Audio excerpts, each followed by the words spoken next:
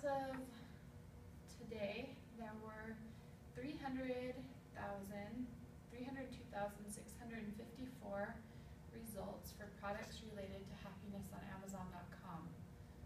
A general Google search of the word happiness comes up with 333 million results. On Facebook, the topic happiness has 1,447,511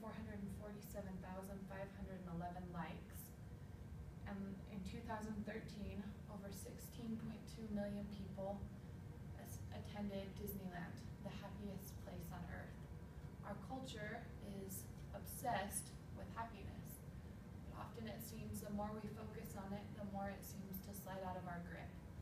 I'm a recreation management major, and contrary to popular belief, we do more than just hang out in the wilderness. Lately we've been studying happiness, and I've come to know that it's more than just an attitude, that there's a science behind that attitude. For the purpose of this presentation, I'm going to have a brief definition of what is happiness. When I talk about happiness, I'm talking about positive emotion. It could be related to any of these different feelings of amusement, of joy, of serenity, of hope, inspiration. It's more than just a simple happy face. So where does happiness come from? One of the head researchers in the field of positive psychology, Sanja Lubomirski, has determined that there's three different parts that determine our happiness, the happiness pie. 50% is out of our control. It's related to our genes.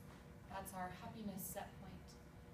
10% is related to our circumstances, whether we're married, whether we have wealth or not, our job, where we live.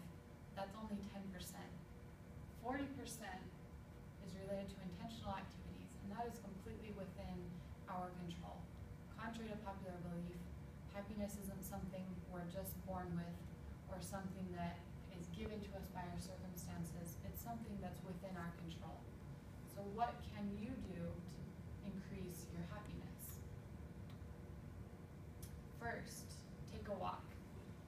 It's pretty clear the relationship between exercise and mood. Now, often exercise promotes a happier mood. But did you know that simply walking happier can also improve your mood? Researchers found that walking with a happy gait would make someone happier. They took participants and gave them a list of 20 happy words and 20 negative words, and they controlled the way that a participant could walk.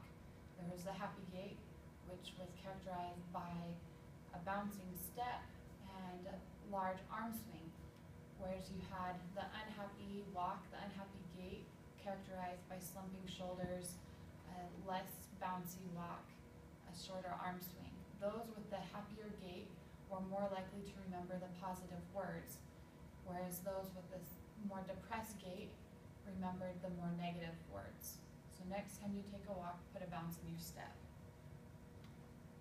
Second, be grateful. Time and time again, we've heard from general authorities and apostles to be grateful.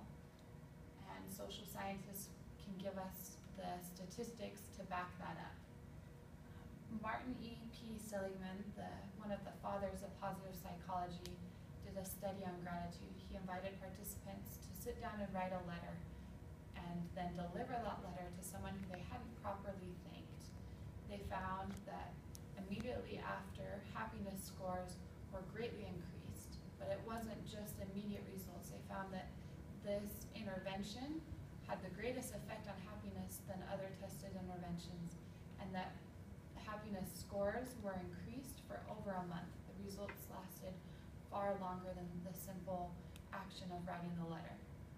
So it's not just people who are happy who are grateful. It's being grateful that makes one happy. Third, don't forget to smile. Often we realize that smiling is a result of being happy, but did you know that simply smiling can make you happier?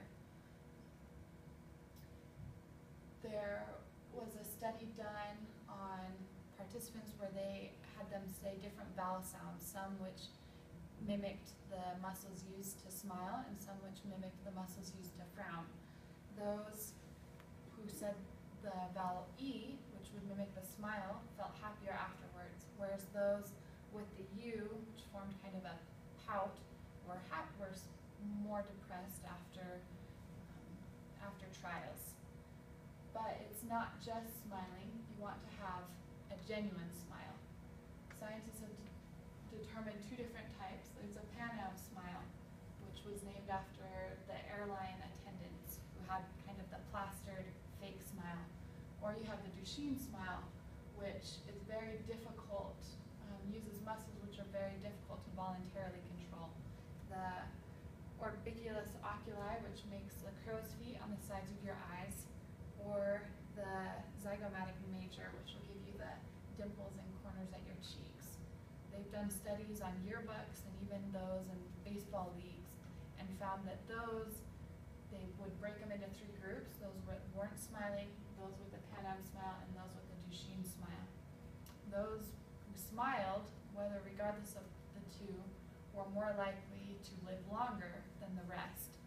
But those that lived the longest were those with the genuine smile. I truly believe that happiness is within our control, and there are things that we can do every day to increase our happiness and increase the happiness of those around us.